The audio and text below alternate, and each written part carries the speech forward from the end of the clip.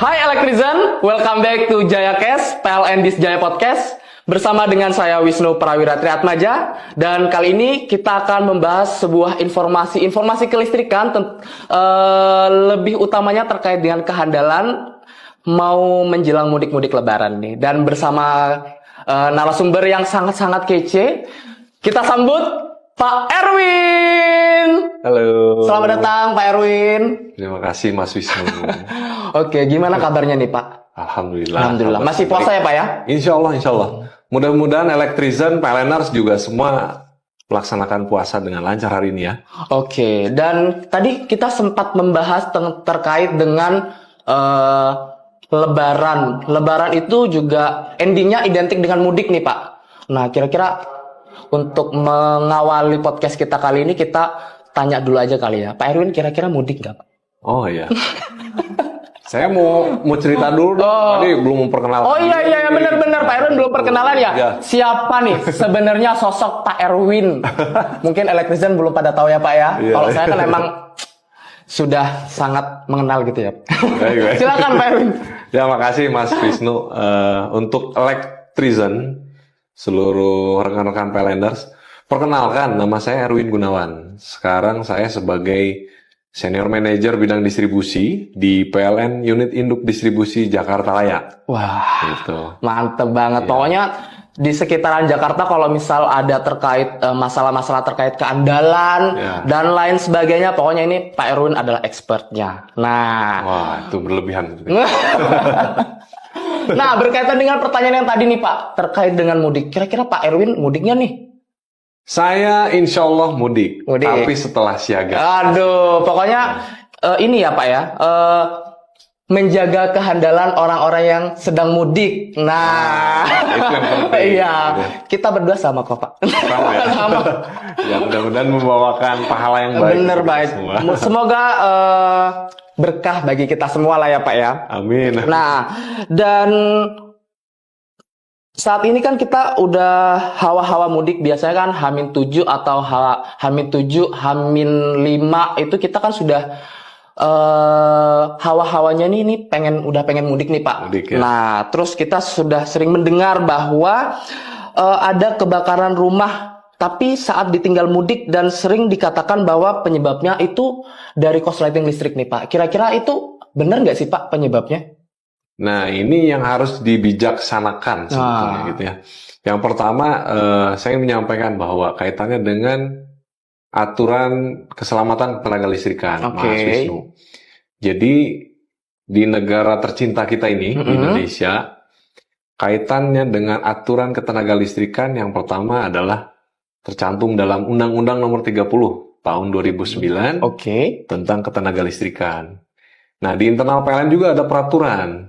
Nah, namanya Peraturan Direksi PT PLN Persero gitu ya, nomor 252 tahun 2016 gitu ya, tentang ketenaga listrikan juga gitu ya. Gitu. Nah, ketenaga listrikan terutama kaitannya dengan keselamatan tenaga listrikan gitu ya.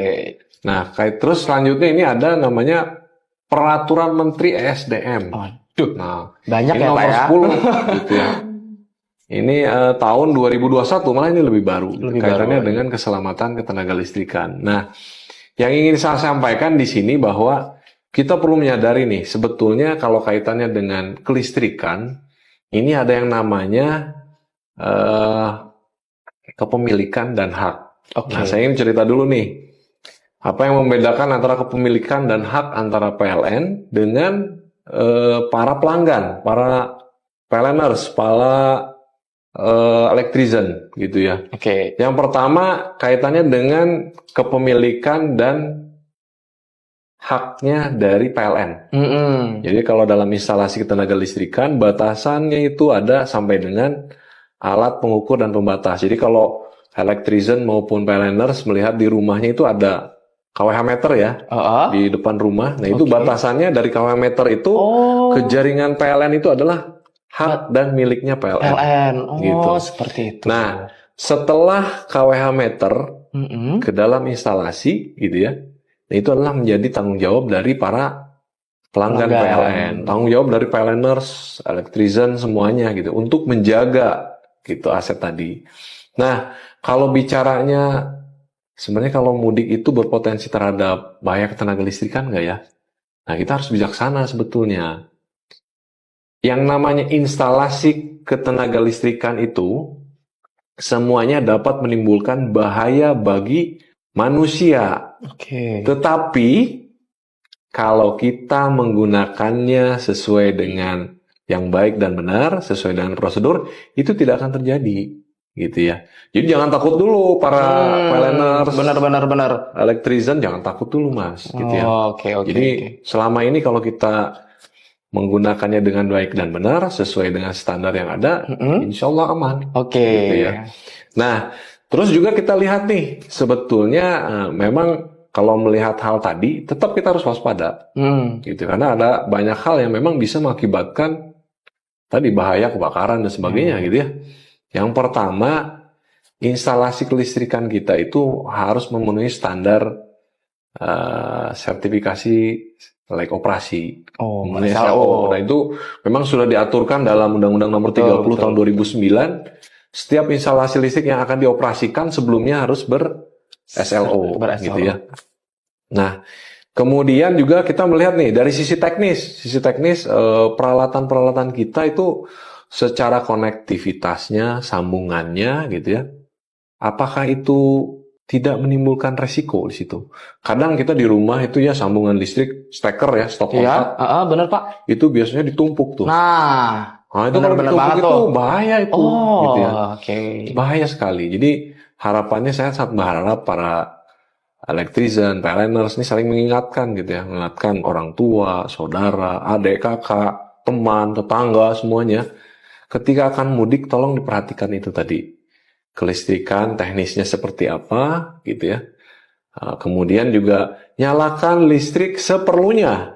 Gitu ya. Seperlunya artinya ketika akan mudik keluar dari rumah, apalagi rumahnya dikosongkan, ya tadi semua peralatan yang terkoneksi ke sistem stop kontak PLN tadi sebaiknya dicopot. Gitu. Misalkan Mas Wisnu ya, Mas Wahyu. Mas Wisnu di rumah punya Magicom. Iya. Nah itu ketika akan mudik cabut. Atau setrikaan listrik, itu bahaya tuh. Harus dicabut. Jadi dipastikanlah semua peralatan listrik tadi secara koneksinya sudah lepas. Gitu ya. Sehingga tidak membahayakan di sana. Kemudian juga nyalakan lampu seperlunya, bukannya tidak boleh menyalakan kan untuk menjaga keamanan pastinya. Ya, benar banget. Keamanan situasi di rumah dan lingkungan sekitarnya, nyalakan lampu seperlunya, misalkan untuk di teras atau ada bagian lain yang memang perlu dinyalakan, ya silahkan gitu ya. Selebihnya ya tadi kita harus saling mengingatkan sebetulnya. Gitu ya. Ini tuh Mas. Jadi gitu electrician ya. Jadi kita poin-poinnya adalah kita harus tahu nih batasan-batasan punya pelanggan dan punya PLN. Kalau punya PLN itu batasannya tadi hanya sampai kWh meter dan selebihnya keluar dari kWh meter itu adalah milik pelanggan. Dan instalasi pelanggan ketika mudik juga jangan lupa nih untuk dicopot-copotin ya Pak ya, kayak Magicom, setrikaan tadi juga itu harus dicopot-copotin sebelum kita berangkat mudik gitu menurut Pak Erwin. Dan Pak Erwin untuk pertanyaan yang selanjutnya nih. Jadi bagaimana sih Pak caranya mencegah akibat korsleting listrik? Cara mencegah korsleting listrik? Banyak sebetulnya. Gitu. Yang pertama yang harus kita pastikan gimana gini. Kita tadi seperti yang di awal saya sampaikan, secara aturan sistem kelistrikan instalasi yang ada itu harus ber-SLO ya. Betul. Sertifikat layak operasi. Nah ini sesuai dengan peraturan yang ada, alangkah bijaksananya, alangkah lebih baiknya kalau instalasi kelistrikan di rumah electrician, PLNers ini diperiksa paling lambat itu 5 tahun sekali. Gitu ya. Jadi memang harus ada pemeriksaan gitu ya Pak ya? Iya. Pemeriksaannya bisa banyak sebenarnya ke lembaga-lembaga yang terdaftar di Dirjen Ketenaga Listrikan. Gitu ya. Nah contohnya kita ada PPILN, gitu ya. Terus ada Konsuil, gitu. Jadi electrician bisa mendaftarkan ke sana untuk pemeriksaan karena dengan dilakukan pemeriksaan itu kan kita tidak tahu nih instalasi di rumah kita itu ternyata mungkin secara usianya sudah lama. Nah, gitu ya. bisa ada yang 15 tahun, 20 tahun belum diperiksa nih, Pak. Periksa, harus diperiksa. Dan ketika diperiksa ada hal yang kira-kira membahayakan, ya harus perbaiki pastinya kan gitu ya.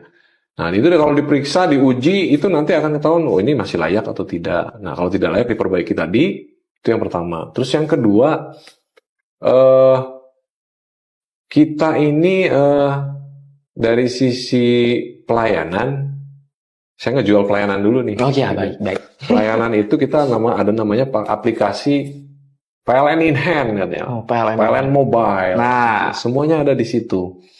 Teman-teman elektrician kaitannya dengan urusan listrik bisa menggunakan PLN mobile, gitu ya. PLN mobile di situ banyak menunya, bayar tagihan listrik, pasang baru, perubahan daya, pengaduan gitu, juga ada ya Pak ya. Nyambungan sementara. Nah, yang paling penting tadi itu kita ada layanan listrikku. Oh iya benar. Untuk perbaikan instalasi tadi, kalau misalkan ternyata instalasinya setelah diperiksa, diuji tidak layak, bisa menggunakan listrikku, gitu ya. Listrikku kerjasama dengan anak perusahaan PLN. PT Haleura Power. Jadi bisa menghubungi di setiap kantor-kantor yang ada di wilayah sekitar rumah-rumah elektrician maupun PLNers gitu ya. Nah, terus yang pasti itu tadi di PLN Mobile ada aplikasi, ada pilihan menu namanya pengaduan tadi katanya gitu ya. Di pengaduan tadi itu bisa menyampaikan tuh, kira-kira ada keluhan apa sih gitu ya.